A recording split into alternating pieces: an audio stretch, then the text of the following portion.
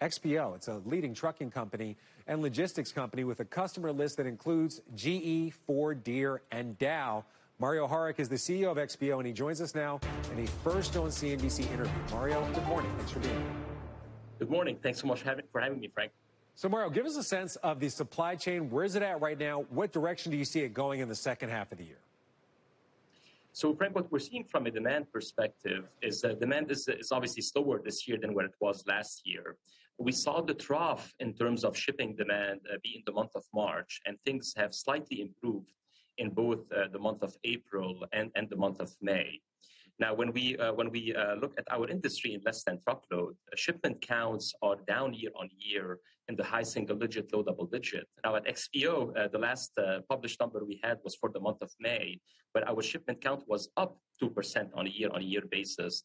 But that's driven by us gaining market share and shipping more freight for our customers. Mario, are the Fed minutes? The Fed minutes show the possibility of another hike, maybe even two more hikes. How does that impact your business for you and also for your customers? What are they telling you about this increased cost of capital? Well, first, I mean, obviously, higher rates do dampen the overall demand environment, both from a consumer perspective as well as in the industrial economy. So it does slow down the economy as a whole. Now, we have seen overall, and obviously these rates go up to counter the impact of cost inflation. Cost inflation in the month of May was the lowest it's been since the end of 2021. And in our industry, we typically counter cost inflation by having very strong pricing, given the less than truckload industry has effectively a small number of carriers that manage a lot of freight for customers. It's capacity constrained. What we're hearing from customer on the rate side, again, it's dampening demand in some cases, both retail and industrial, though behave differently based on these rates going up. All right, so increased cost of capital puts some pressure on your business. What about recession concerns? A lot of people look at transports as a leading indicator of a possible recession. We just mentioned transports have actually outperformed over the last month. Do you believe, and what are you hearing from your customers about the potential for a big economic downturn? Are they preparing for that, or right now are they enjoying what seems to be a continuous wave of consumer spending? Well, it's tough to tell what the back half is going to do from a macro economy perspective at this point. Now, what we're hearing from our customers, today, 2/3 of our customers are industrial companies, and 1/3 are consumer/retail type companies. On the industrial side, we typically look at the ISM index usually when it's below 50, it's a deflationary manufacturing environment, and it's been below 50 for roughly about 7 months. What our customers are saying, some of them, depending on the sector in the industrial economy, they are expecting a slightly better back half, while others are expecting a slower back half. But it's mixed signals on the industrial side.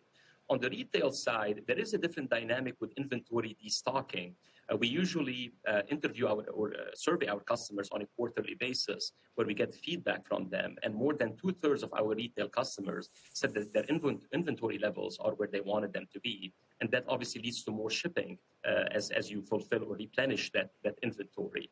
For us within the company, we continue to invest in capital into the business to make sure we can capitalize on the freight markets recovering at some point. All right, one other thing I have to ask you about, Mario, are labor issues.